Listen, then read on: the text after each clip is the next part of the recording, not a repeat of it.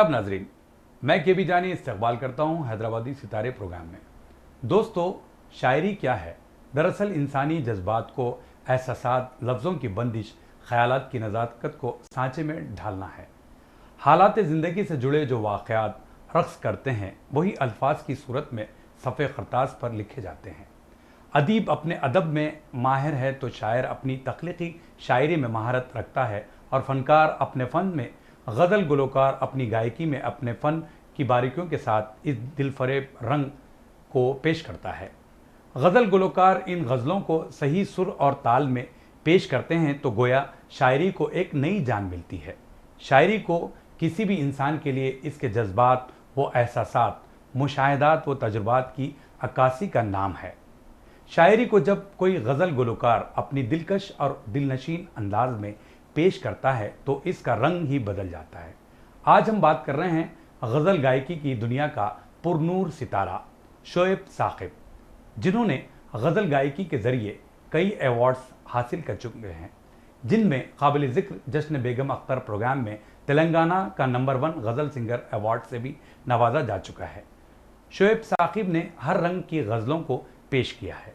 वाज़ेह है कि बेगम अख्तर की गाई हुई गज़लियात को गाने का मलका हासिल है और हर महफिल में खूबसूरत रागों के साथ अपनी मखमली आवाज़ के ज़रिए महफिल में समा बांध देते हैं, जिससे शायकीन मौसीकी मसरूर हो जाते हैं। और हैरत तो ये है कि नौजवानों में इनकी गायकी काफ़ी मकबूल नज़र आती है। तो आइए मुलाकात करते हैं शोएब साक़िब से और जानते हैं इनके कैरियर की यादगार लम्हात को। तेरे ही नाम से हर इब्तिदा है, तेरे ही नाम से हर इंतहा है। तेरी हम्दो सना अल्हम्दुलिल्लाह कि तू मेरे मोहम्मद का खुदा है। तेरी हम्दो सना अल्हम्दुलिल्लाह कि तू मेरे मोहम्मद का खुदा है।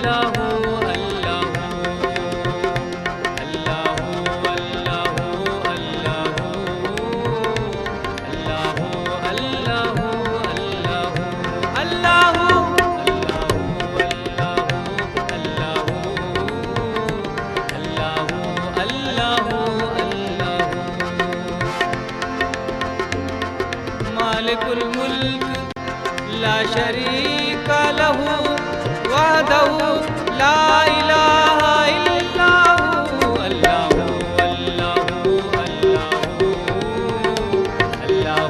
अल्लाहु अल्लाहु अल्लाहु अल्लाहु अल्लाहु अल्लाहु अल्लाहु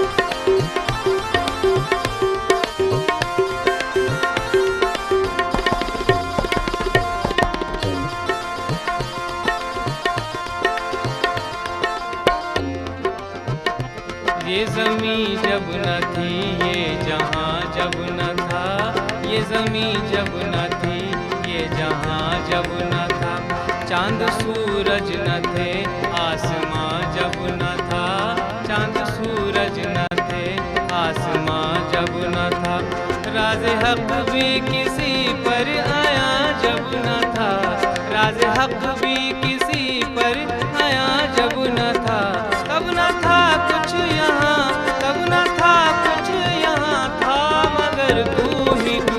अल्लाह अल्लाह अल्लाह अल्लाह अल्लाह अल्लाह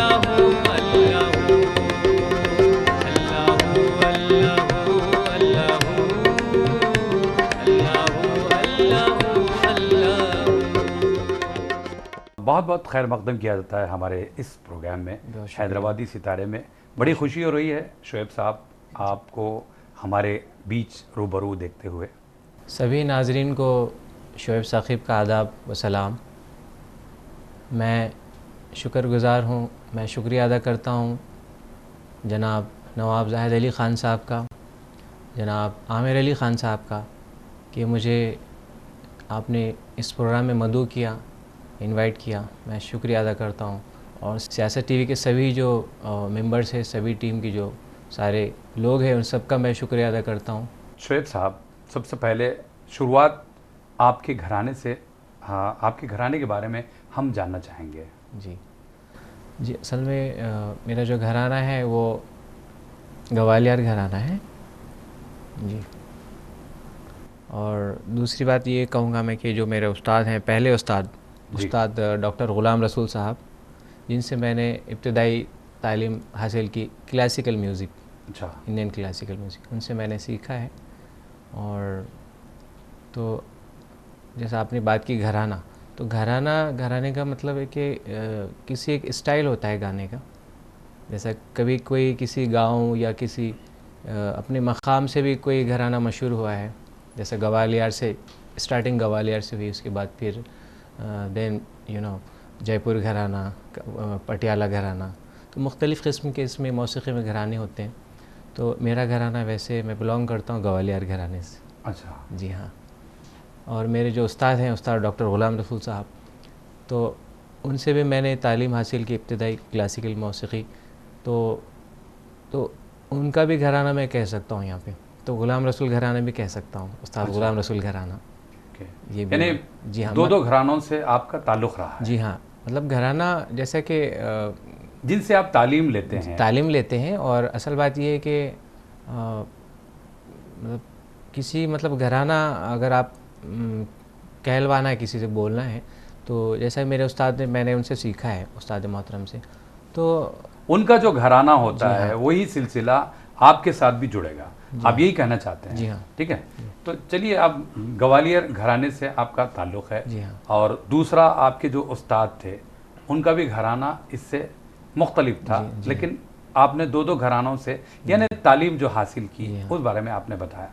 चलिए शोएब साहब, हम ये ज़रूर जानना चाहेंगे कि भाई आवाज़ आपको विरासत में मिली, हाँ, बचपन से आपने इस आवाज़ को साधा, आज एक बड़ा नाम भी है माशाल्लाह।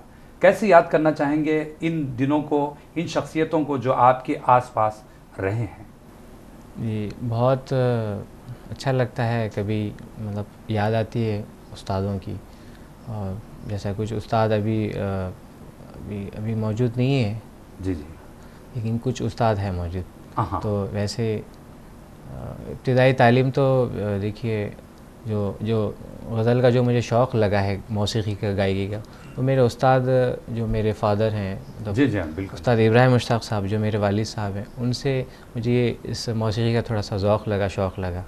तो वहाँ से मैंने थोड़ा सा सीखना शुरू किया। तो उन्होंने फिर उनके उस्ताद जो उस्ताद डॉक्टर ग़ुलाम रसूल साहब हैं, जिन्हें मैं मुर्शिद मौसीक़ी भी कहता हूँ, तो उनके पास मेरे वालिद साहब ने उनके पास, फिर बाबा ने उनके पास लेकर गए। फिर उनसे कहा कि भी मेरा बच्चा है, तो उन्होंने कहा कि ठीक है, इसकी आवाज़ तो बड़ी प्यारी है, अच्छी है, इसको थोड़ा तराशेंगे अपन, सुरों से, मौसीक़ी से नवाजेंगे। तो ऐसा कहा, फिर बाबा ने उनके पास मुझे छोड़ दिया। मैंने वहाँ तालीम हासिल की क्लासिकल मौसीक़ी। उसके बाद फिर संगीत जो प्रभाकर होता है, ग्रेजुएशन इक्विवेलेंट होता है, इक्वल होता है, तो उसमें उसके बाद फिर आला तालीम जो एमए म्यूज़िक होती हैं, तो वो भी मैंने हासिल की। संगीत अलंकार जिसे कहते हैं, एमए म्यूज़िक जिसे कहते हैं, वो जो दूसरे जो उस्ताद हैं मेरे क्लासिकल मौसीक़ी के, वो है उस्ताद पंडित डॉक्टर कमलाकर पर्लिकर सर। इनके पास मैंने अलंकार किया है, संगीत अलंकार जो एमए होता है जी। और गज़ल की तालीम मैंने मेरे वालिद साहब उस्ताद इब्राहिम मुश्ताक साहब से ली है। जी जी, गज़ल की आपने जिक्र किया अपने वालिद मोहतरम का, जी। तो एक सवाल यहाँ पर जुड़ता है कि जिन घरानों में संगीत की तालीम दी जाती है, इसमें बच्चों को सीखने का कितना मौका मिलता है? काफ़ी कुछ सीखने को मिलता है और मिला है। जैसे मुझे जो शौक़ लगा था गज़ल गायकी का, तो वालिद साहब से उसका ज़ौक़ लगा, शौक़ लगा। जी जी। उसके बाद फिर उनके उस्ताद ने मुझे सुना एक दिन, तो कहा कि इसको मैं सिखाना चाहता हूँ। अच्छा। तो बाबा जान ने बोला कि ठीक है, मैं इनको आपके पास लाता हूँ सिखाने के लिए। ठीक है बोले। उसके बाद उस्ताद मोहतरम के पास काफ़ी सारा सीखने को मिला, जैसे कि राग, रागिनी और बहुत सारी चीज़ें, जैसे क्लासिकल, सेमी क्लासिकल में लाइक ठुमरी, दादरा, जो मुख्तलिफ़ किस्म के जो उसमें मौसीक़ी में जो किस्में होती हैं, अक़साम होती हैं, सारा सीखने को मिला उस्तादों से। अच्छा शोएब साहब के संगीत की शिक्षा तो रोज़ ही होती है, ठीक है, बच्चे ये सारी चीज़ें देखते हैं, ऐसे में बच्चों को खेल कूद के बजाय संगीत की तरफ राग़िब करने की कोशिश की जाए तो कितना मुश्किल होता होगा? हाँ, मुश्किल तो बहुत होता है, लेकिन बात ये होती है कि डिपेंड करता है बच्चे पर कि वो मतलब उसको अगर शौक़ है थोड़ा मौसीक़ी का, या फिर वो डिपेंड उस पर ही करता है। मुश्किल तो बहुत होता है, अगर थोड़ा सा ज़ौक़ रहा तो फिर वो इधर पलट जाता है। अच्छा। मौसीक़ी में कि मुझे सीखना है, मुझे करना है, थोड़ा उसमें एक थोड़ी सी उसके मुतालिक मौसीक़ी उनसियत होनी चाहिए, एक मोहब्बत होनी चाहिए। थोड़ा अगर लगाव दिखा तो उस्ताद भी अच्छा सिखाते हैं, फिर वो और खुल के देते हैं जो भी फ़न देना है, तो थोड़ा मुश्किल होता है, बट एक बार उसका शौक़ लगने के बाद फिर वो आगे निकल जाता है। मगर आपका बचपन कैसा रहा, ये हमें बताइए। जी, बचपन तो अल्हम्दुलिल्लाह बहुत अच्छा रहा। बचपन में असल में मैं मिमिक्री करता था, जैसे कि जानवरों की आवाज़ें, मुख्तलिफ़ किस्म के जानवरों की आवाज़ें निकालना। हाँ। लेकिन बाद में वालिद साहब ने देखा तो एक बार कहा कि उन्होंने ये आवाज़ बंद करो निकालना, आपके गला वोकल ख़राब हो जाएगा। अच्छा। तो फिर उसके बाद से मैंने छोड़ दिया। नहीं, आपने अभी बताया कि भाई आपने वालिद साहब को देख देख के गज़ल गायकी की तरफ आप राग़िब हुए। जी हाँ, राग़िब। लेकिन पहले तो आप मिमिक्री आर्टिस्ट बनना चाहते थे। मिमिक्री आर्टिस्ट ने मुझे मेरा शौक़ था वो। अच्छा। कि मैं शौक़िया तौर पे मैं निकालता था जानवरों की आवाज़ें। तो अभी आप कुछ अगर नाजरीन को सुनाना चाहें तो थोड़ा सा डिफरेंट रहेगा, आपके तो प्रोफाइल से हट के रहेगा। हट के है कुछ अगर आपको वो चीज़ें याद आती हैं तो आप ज़रूर शेयर कीजिए। कोई एक चीज़, जैसा आप तोते की आवाज़ निकालते हैं, जानवर पता है मतलब? जी हाँ, पहले निकालता था लेकिन अभी थोड़ा मुश्किल होगा। आप भूल गए क्या आप? हाँ, अभी भूल गया, और थोड़ा गले पे भी थोड़ा। चलिए कोई बात नहीं, जब आपने गज़ल गायकी की तरफ राग़िब हुए हैं, गज़लें तो आप सुनाते हैं, तो चलिए आगे बढ़ने से पहले मैं चाहता हूँ कोई एक कलाम ज़रूर सुनाए हमारे नाज़रीन के लिए।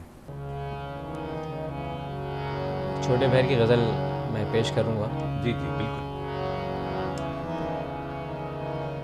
कलाम है डॉक्टर ज़रताज हाशमी साहब का। हाँ का कलाम है, और इस नाचिस ने इसको कंपोज़ किया है। हाँ। कोशिश की है, उम्मीद है आप नाज़रीन को पसंद आएगी ये कंपोजिशन।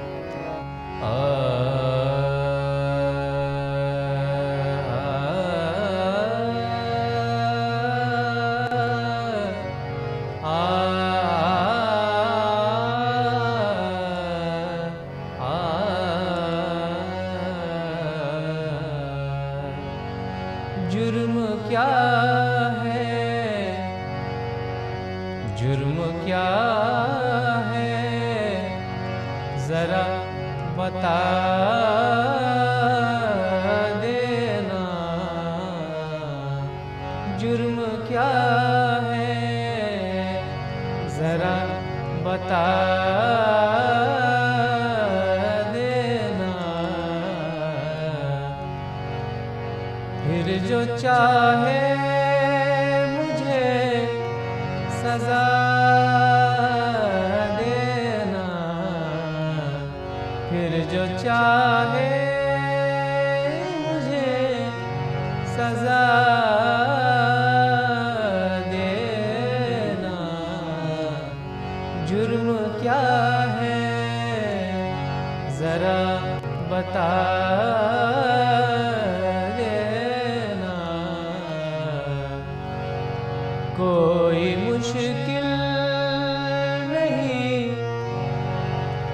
मुझे मुश्किल कोई मुश्किल नहीं, मुझे मुश्किल है ये मुश्किल तुझे भुला देना, है ये मुश्किल तुझे भुला देना, फिर जो चाहे मुझे सजा देना, जुर्म क्या है जरा बता देना। वाह वाह वाह, बहुत अच्छी कंपोजिंग थी। ये देखिए राग बागेश्वरी है, अच्छा, इस बागेश्वरी पे बेस्ड है, उस पे आधारित है गज़ल ये। नहीं, बहुत अच्छी कंपोजिंग थी। शुक्रिया। तो शोएब साहब, हम दुआ करते हैं आप इसी तरीके से ऐसे ही कंपोजिंग लाते रहें और हमारे नाजरीन को सुनाते रहें। बहुत शुक्रिया। यहाँ पर हम एक बात ज़रूर जानना चाहेंगे कि आपने जो सीखना शुरू किया जी अपने वालिद से, फिर उनके उस्ताद मोहतरम से, जी, उस्ताद और शागिर्द का रिश्ता कैसा रहा होगा? बहुत अच्छा रहा उस्ताद और शागिर्द का रिश्ता।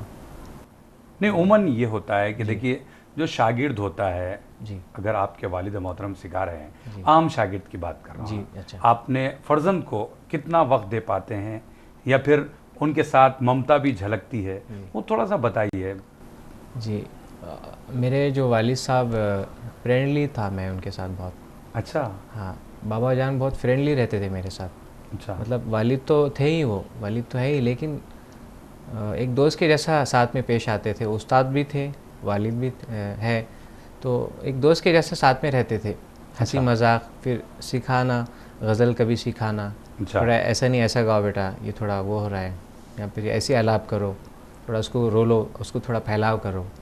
इस तरह से काफ़ी मतलब एक बहुत अच्छे एक वालिद से बहुत प्यार भी मिला, काफ़ी सीखने को मिला गज़ल गायकी में, और काफ़ी सारा ढेर सारा प्यार मिला उनसे। जी जी। अच्छा शोएब साहब, जो सिंगर संगीत घराने से हो और जी। आम फहम सिंगर में कितना फ़र्क आप महसूस करते हैं? बहुत ज़्यादा फ़र्क महसूस करता हूँ मैं, क्योंकि देखिए एक सीख कर गाने वाला आर्टिस्ट इंसान, उसका गाना अलग होता है, और एक शौक़ गाने वाला जो आर्टिस्ट होता है, इंसान होता है, उसका गाना अलग होता है। दोनों में बहुत तफरीक है, बहुत ज़्यादा फ़र्क है। तो आप थोड़ा सा डिफ़ाइन करके बताइए, मतलब फैलाव करके बताइए कि वो किस तरह। जी, जैसे कि अगर कोई गा रहा है गाना, जो भी गज़ल गीत भजन जो भी है, कोई गा रहा है तो अगर संगीत घराने से आया, जी हाँ, अगर संगीत घराने से अगर वो बिलोंग करता है, वाकई उसने घराने से तालीम ली है, सीखा है, तो उसका गाना एक माशाल्लाह लाजवाब परफेक्ट होता है, लाजवाब होता है। अच्छा, जैसे कि वो और ज़्यादा एक कंपटीशन उसको दी जाती है, तो उसमें अपने रंग ढंग वो डालता है। अच्छा, उसमें अपनी अदायगी पेश करता है, उसमें और चार चांद लग जाते हैं। अच्छा, एक कंपटीशन को देता है गाने के लिए, या कोई गाता है तो उसमें अगर वो सीखा होगा उसने क्लासिकल या जो भी तालीम ली होगी गज़ल की या क्लासिकल की, तो उसमें अगर वो सीखता है, रागदारी सीखा है, तो उसमें और चार चांद लग जाएंगे। अच्छा। सोने पे सुहागा जो कहते हैं हम लोग, वो बात होती है। तो आम फहम सिंगर में वो बात नहीं होती, वो फैलाव नहीं कर पाता है, वो मतलब एज इट इज़ गाता है, भाई ऐसा है, ये ऐसा गा लो बस, मतलब कॉपी करके गाएगा। हाँ हाँ, तो कहते हैं ना कुछ लोग कि नकल को भी अकल लगती है, तो वो बात अगर घरानेदार होगा तो वो बारीकी से कि उसमें एक एक रंग डालेगा वो। अच्छा, भी इसको ऐसा भी गा सकते हैं, उसमें एक कॉम्पोजिशन में और अपने रंग पेश करेगा, उसमें अदायगी से वो चार चांद उसमें माशाल्लाह लग जाएंगे। क्या बात है। जी, चलिए कोई और रंग हमारे नाजरीन के लिए ज़रूर सुनाएं। उस्ताद जी हैं पंडित डॉक्टर कमलाकर पर्लिकर सर, उनकी एक कॉम्पोजिशन है जिसे हम ठुमरी कहते हैं। ये ठुमरी सेमी क्लासिकल में आता है दरअसल। जी जी, ये थोड़ा मैं तो आगे बात करना चाह रहा था, लेकिन आप जी। ठुमरी की जिक्र किया है, तो चलिए ठुमरी सुना दीजिए। जी अच्छा, तो उस्ताद जी की, गुरु जी की कॉम्पोजिशन है जिसे हम ठुमरी कहते हैं, मैं आपकी खिदमत में पेश कर रहा हूँ। ज़रूर।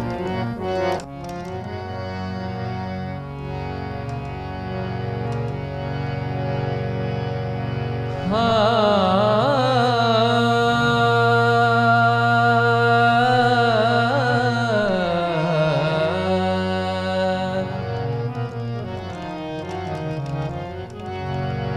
राह तकत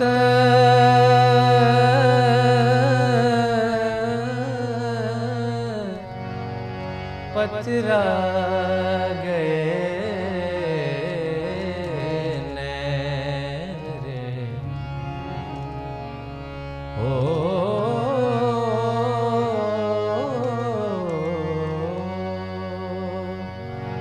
राह तकत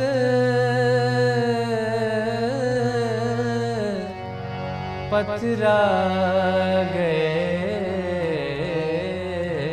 नैन बलमुआ आन मिलो एक बार बलमुआ आन मिलो एक बार बलमुआ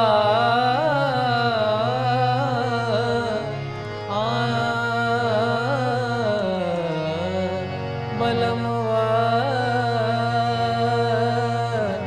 बलमुआ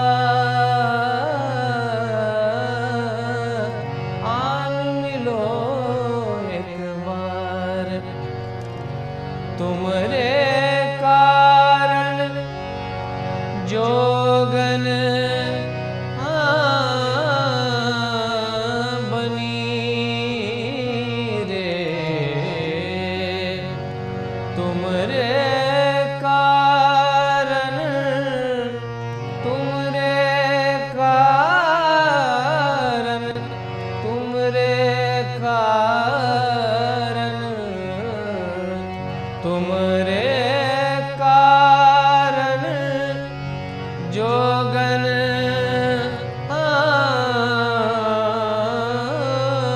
बनी रो रो करे पुकार बलमुआ रो रो करे पुकार रो रो रो रो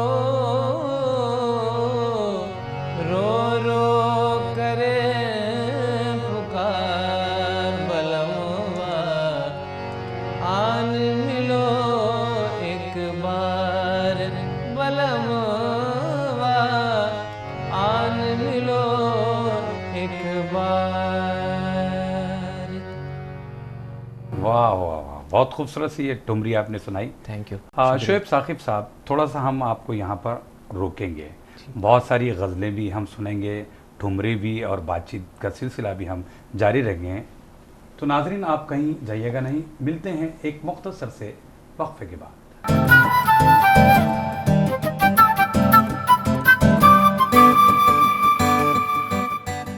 नाजरीन, सियासत टीवी की ताज़ा तरीन ख़बरें, मुशायरे, मजहबी प्रोग्राम्स और दीगर तफरीही प्रोग्राम्स देखने के लिए आप हमारा मोबाइल ऐप प्ले स्टोर से डाउनलोड कर सकते हैं। इसके अलावा यूट्यूब और फेसबुक पर आप सियासत टीवी का रास टेलीकास्ट भी देख सकते हैं। यूट्यूब पर सियासत टीवी सब्सक्राइब करें और बेल आइकॉन पर क्लिक करें ताकि नए वीडियोस आप तक फौरी तौर पर पहुंच सकें।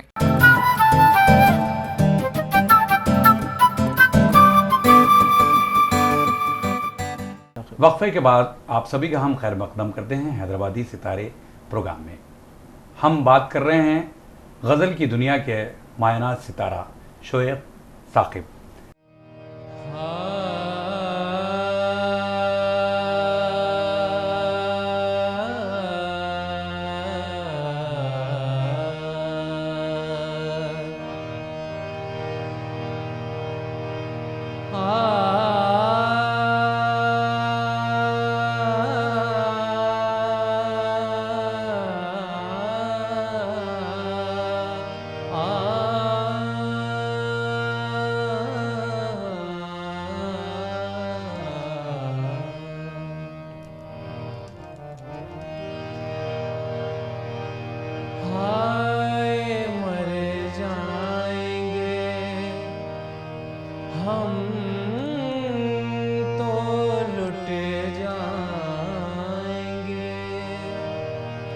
हाय मर जाएंगे हम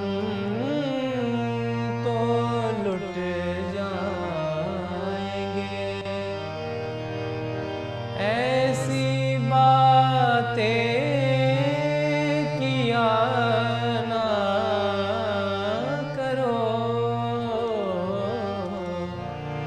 आज जाने की जिद ना करो, आज जाने की जिद ना करो।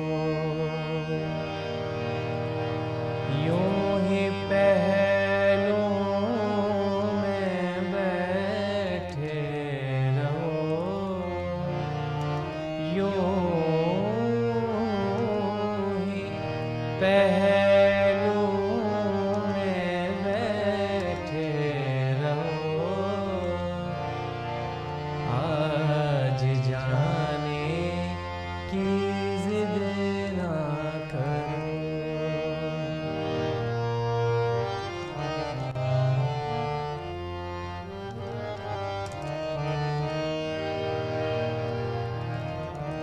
तुम ही सोचो जरा,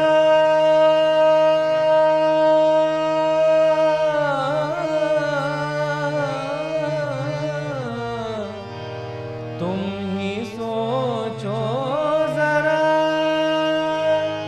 क्यों न रोके तुम्हें जान जाती है जब उठ के जाते हो तुम, जान जाती है जब उठ के जाते हो तुम, तुमको अपनी कसम जान जा,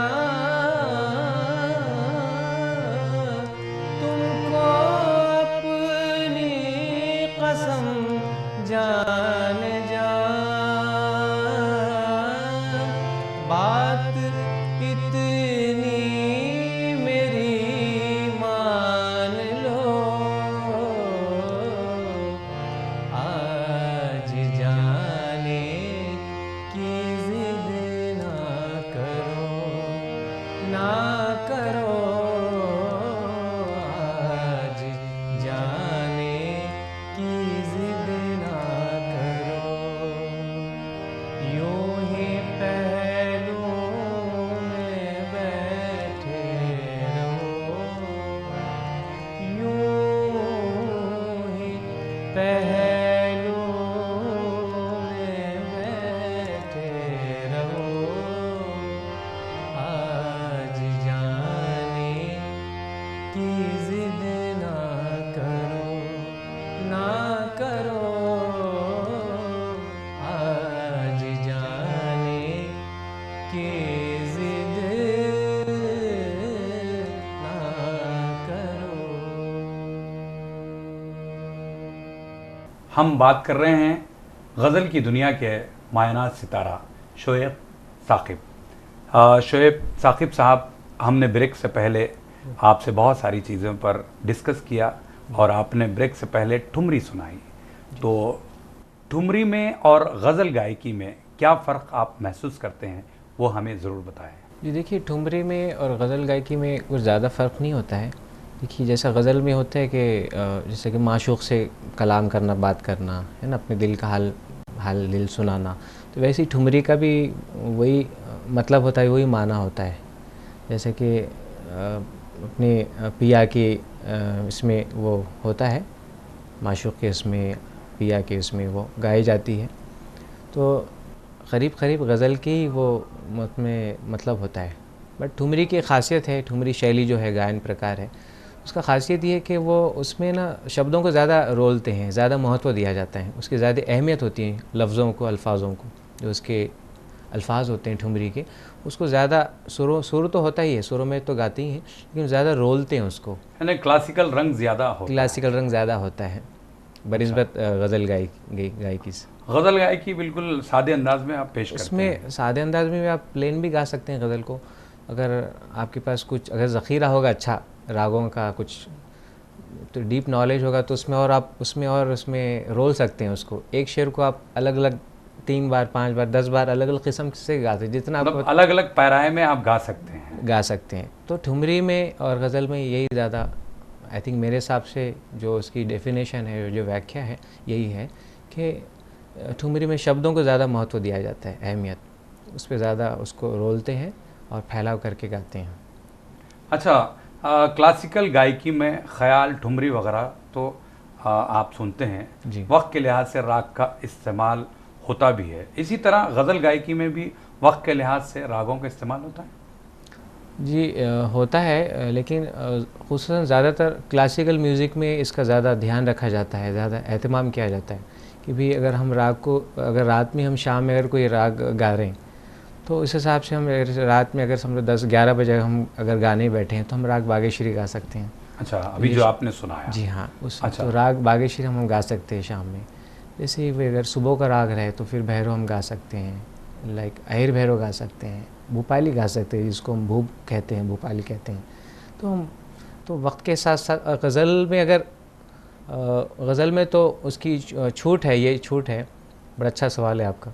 तो गज़ल में छूट होती है, बट अगर आप उसमें अगर उसका ध्यान रखते हैं कि नहीं मैं ये अगर महफ़िल सुबह की है या शाम की है, उस हिसाब से अगर मैं राग यमन, अगर शाम में महफ़िल है अगर आपकी, तो यमन से मैं अगर कोई गज़ल शुरुआत करता हूँ तो उससे बहुत ज़्यादा असर पड़ता है सामाइन पे। थोड़े से इसमें मदहोश होते हैं सामाइन, उसमें तल्लीन हो जाते हैं और उसका लुत्फ़ लेते हैं। अच्छा। अगर सही मानों में, अगर वैसे छूट है गज़ल गायकी में, आप कोई भी राग चूज़ कर सकते हैं, मुंतखब कर सकते हैं, लेकिन अगर वो उसका अगर महफिल में रंग जमाना हो जी तो शुरुआत आप राग यमन से करें तो बेहतर होगा। हाँ, जी तो हाँ। मैं चाहता हूँ कि भाई इस सिलसिले को आगे बढ़ाने से पहले राग यमन पर आधारित कोई गज़ल आप ज़रूर सुनाएं।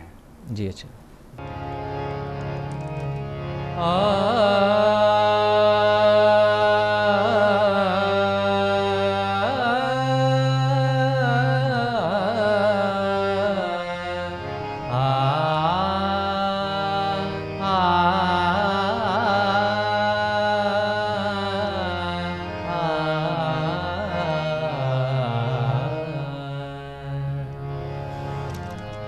अच्छा ये मोहब्बत का असर देख रहा हूँ, अच्छा ये मोहब्बत का असर देख रहा हूँ, तुम ही नजर आते हो,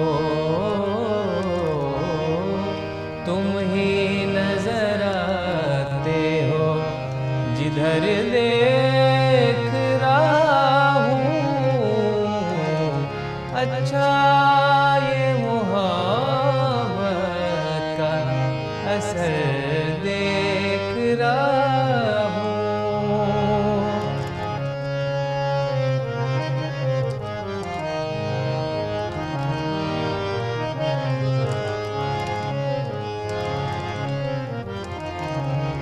काबे की ज़रूरत है, न बुत खाने की ख्वाहिश, काबे काबे काबे काबे की ज़रूरत है, काबे की ज़रूरत है, न बुत खाने की ख्वाहिश, काबे की ज़रूरत है, न बुत खाने की ख्वाहिश, जिस सिमत दिखाते हो उधर देख रहा हूँ,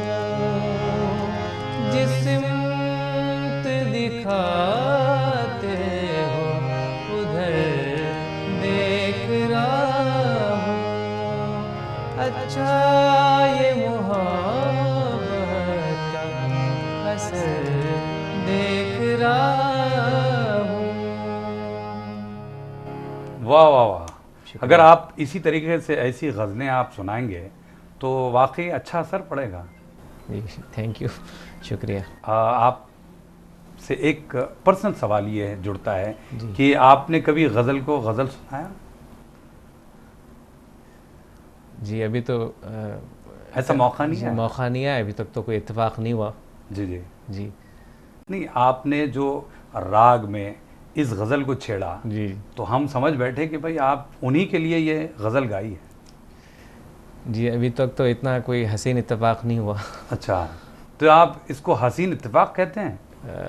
मतलब कि अब है ना, मजाजी वाली बात है तो फिर हसीन ही होगी। अरे वाह वाह वाह। चलिए हम दुआ करते हैं कि आप ऐसे हसीन इत्तेफाक को अपनी गज़ल ज़रूर सुनाएं। देखते हैं इंशाल्लाह। चलिए बातचीत के सिलसिले को हम आगे बढ़ाएंगे। कौन सी राग शायकीन को बहुत ज़्यादा मुतासिर करती हैं?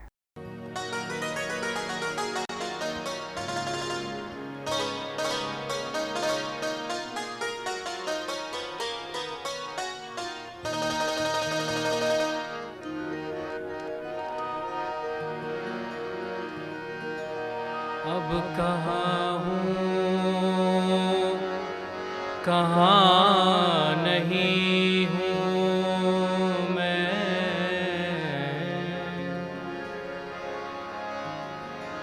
अब कहाँ हूँ कहाँ नहीं हूँ मैं, जिस जगह हूँ वहाँ नहीं हूँ मैं। कौन आवाज़ दे रहा है मुझे,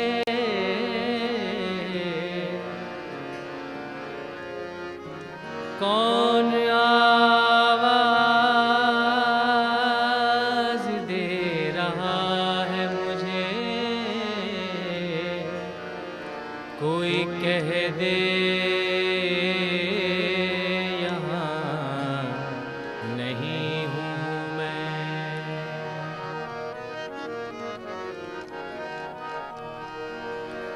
मैं हवा हूँ कहाँ वतन मेरा, मैं हवा हूँ कहाँ वतन मेरा, मैं हवा हूँ कहाँ वतन मेरा, दश्त मेरा न ये चमन मेरा, मैं हवा हूँ कहाँ वतन मेरा, मैं हवा हूँ कहाँ वतन मेरा, दश्त मेरा न ये चमन मेरा, मैं हवा हूँ कहाँ वतन मेरा, मैं हवा हूँ कहाँ वतन मेरा।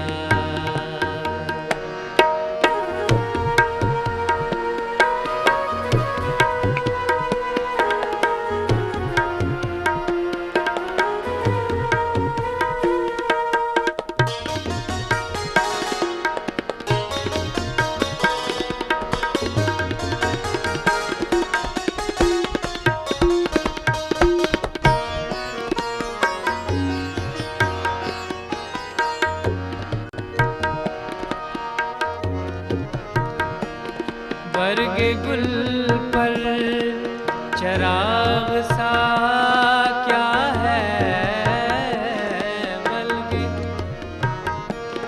बरग गुल पर चराग सा क्या है, छू गया था उसे दहन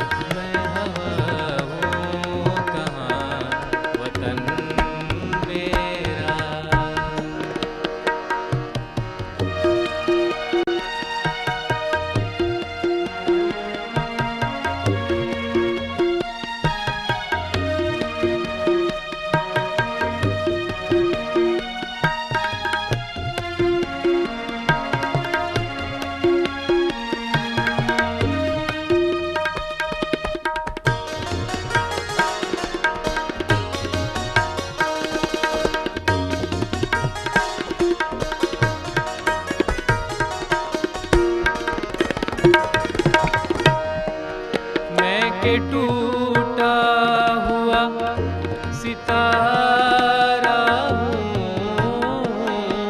मैं के टूटा हुआ सितारा हूँ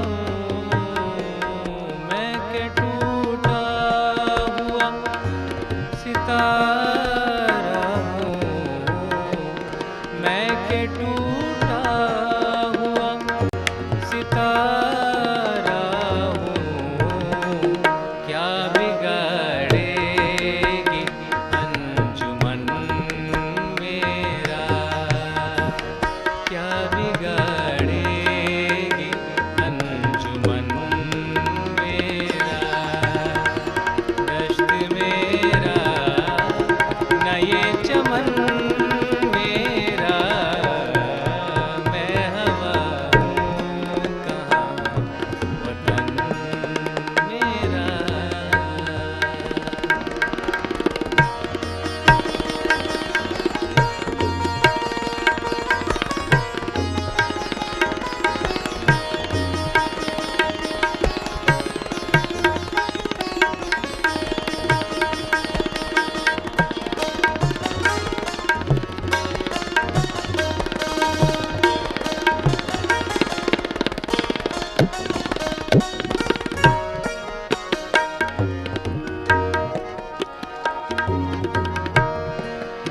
हर घड़ी एक नया तकाज़ा है हर घड़ी एक नया तकाज़ा है हर घड़ी एक नया तकाज़ा है हर घड़ी एक नया तकाज़ा है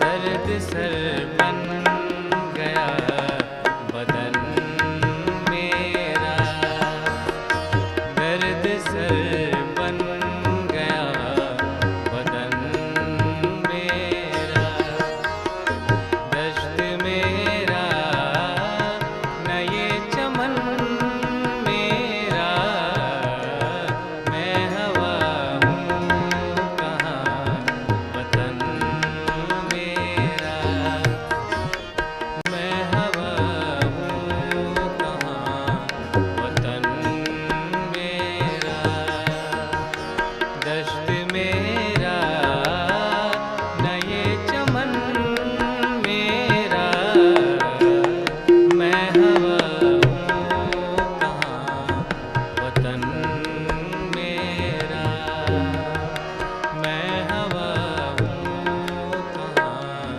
वतन मेरा।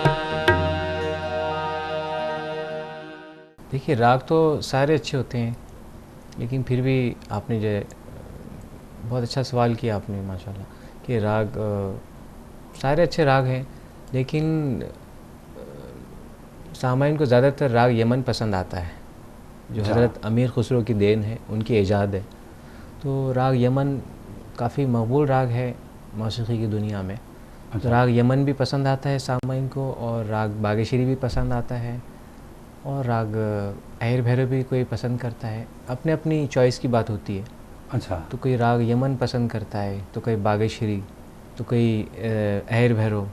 अच्छा जी, आपने बागेश्वरी की बात राग की, तो अब आपकी जो गज़लें ज़्यादातर जो कंपोज करते हैं आप, जी हाँ, किस राग पर मबनी होते हैं? ज़्यादातर मैं देखिए कोशिश तो मैं ये करता हूँ कि सारे रागों में मैं कंपोज करूँ, कोई भी कलाम गज़ल हो या कोई गीत हो। लेकिन मेरे जो पसंदीदा राग है, जैसे कि राग अहिर भैरव, राग मारवा और राग यमन, राग बागेश्वरी, ये मेरे पसंदीदा राग हैं। तो मैं कोशिश करता हूँ कि ज़्यादातर रागों में मैं बनाऊँ, कॉम्पोजिशन या पेश करूँ लोगों के सामईन के सामने। अच्छा, जी हाँ, जैसे कि राग मारवा, हाँ, तो मुझे बहुत पसंद है राग मारवा भी, तो उसमें भी कुछ कॉम्पोजिशंस है मेरे। अच्छा, जी हाँ। हाँ। अच्छा शुएब साहब, जो बंदिशें आपने अपने उस्ताद से सीखी है, वो हमारे नाजरीन को अगर आप सुनाना चाहते हैं तो आप ज़रूर सुनाएं। जी ज़रूर, क्यों नहीं। मेरे गुरुजी की बंदिश है, पंडित डॉक्टर कमलाकर पर्लीकर सर, इनकी बंदिशें लिखी हुई और 100 रचना भी इनकी है, कॉम्पोजिशन भी इन्हीं की है। पेश खिदमत है राग गोरा कल्याण। अच्छा, आपके गुरुजी हैं? हाँ जी, गुरुजी हैं। अभी एक गुरुजी हैं जो डॉक्टर कमलाकर पर्लीकर सर, जो जिनकी मैं बात कर रहा हूँ, जिक्र की है। दूसरे जो गुरु हैं? हाँ, वालिद साहब इंतकाल हो फरमा गए, और उनके जो उस्ताद थे, जो मेरे पहले उस्ताद मौसीकी, क्लासिकल मौसीकी, वो भी गुजर गए, इंतकाल हो गया उनका भी। उनका नाम आपने नहीं बताया? उस्ताद डॉक्टर गुलाम रसूल साहब। अच्छा, ओके। उनसे मैंने ये तालीम हासिल की। उसके बाद फिर पंडित डॉक्टर कमलाकर पर्लीकर सर, जो आप जो कलाम अभी जी हाँ, अभी मैं राग उनका जो जरूर। आपने पूछा है कोई बंदिश क्लासिकल में, तो मैं ये पेश कर रहा हूँ। जरूर। राग गोरा कल्याण पेश खिदमत है।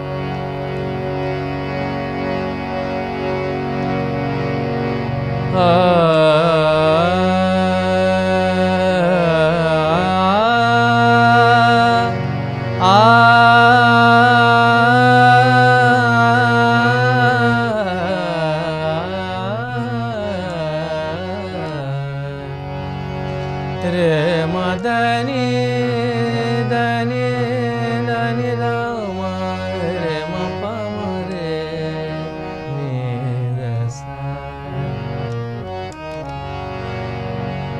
गुनियन की बात गुनियन ही जाने, गुनियन की बात गुनियन ही जाने, जो ना समझे गुण नहीं पावे, जो ना समझे गुण नहीं पावे, गुनियन की बात गुनियन ही जाने, जो ना समझे गुण नहीं पावे, गुनियन की बात गुनियन ही जाने। हाल उसी का बुरा है हमेशा, हाल उसी का बुरा है हमेशा, जो नहीं माने वचन गुरु का, जो नहीं माने वचन गुरु का, गुनियन की बात गुनियन ही जाने, गुनियन की बात गुनियन ही जाने। वाह वाह वाह, बहुत ज़बरदस्त। शुक्रिया, थैंक यू। अच्छा शुएब साहब, गज़ल गायकी में आपने अपना कैरियर बनाया, फिर उसके बाद क्या हालात बने, उस बारे में थोड़ा सा शॉर्ट में बताइए, क्योंकि वक्त इस बात की इजाज़त नहीं देता कि बहुत सारी गुफ्तगू की जा सके, तो थोड़ा सा बताइए। वैसे आपने गज़ल के लिहाज से तेलंगाना से एक शो में आपने अवार्ड भी हासिल किया है। जी हाँ, तो वो थोड़ा सा काफ़ी अच्छा सफ़र रहा मेरा। एक रियलिटी शो आया था 2014-15 के दरमियान, तो जश्न बेगम अख्तर जी, ये एक गज़ल गायकी में रियलिटी शो था जी, तो उसमें मैंने पार्टिसिपेट किया था यहीं से तेलंगाना से। तो काफ़ी अच्छा उसमें सफ़र रहा वो जश्न बेगम अख्तर गज़ल रियलिटी शो का। काफ़ी कुछ सीखने को भी मिला, सारे अच्छे अच्छे पार्टिसिपेंट्स आए थे ऑल ओवर इंडिया से, तो काफ़ी कुछ सीखने को मिला उनसे, कैसा गाना चाहिए, कैसे कैसे गज़लियात होते हैं, किन किन रागों में कॉम्पोजिशंस होते हैं, काफ़ी सारा सीखने को मिला है। तो बहरहाल बहुत अच्छा सफ़र रहा जश्न बेगम अख्तर का जो शो था। और इसमें हिंदुस्तान भर के बहुत सारे गज़ल सिंगर, जी हाँ, पूरे ऑल इंडिया से इसमें पार्टिसिपेंट्स आए थे गज़ल के लिए। लेकिन तो आपको तेलंगाना, जी हाँ, तेलंगाना से मुझे फर्स्ट पोजीशन हासिल हुआ। जी हाँ, फिर मैं दिल्ली भी गया, फिर मेगा फाइनल तक मैंने किया है perform, DD Urdu, DD Bharati पर दिल्ली में। अच्छा। जी अल्हम्दुलिल्लाह। चलिए, बहुत अच्छी बात है, हमारी नेक तमन्नाएं आपके साथ है, आप इसी तरीके से इस सिलसिले को जारी रखें। शुक्रिया। तो किसी और मुलाकात में और भी बहुत सारी बातें आपसे हम जान पाएंगे। थैंक यू, बहुत बहुत शुक्रिया, आपने अपना वक्त दिया, बहुत बहुत शुक्रिया। Thank you. Thank you. तो नाजरीन, आज के लिए इतना ही। ऐसे ही ताबिंदा सितारों का सिलसिला जारी रहेगा हैदराबादी सितारे प्रोग्राम में। आप अपने दोस्त और होस्ट के बी जानी को इजाज़त दीजिए। अल्लाह हाफिज़।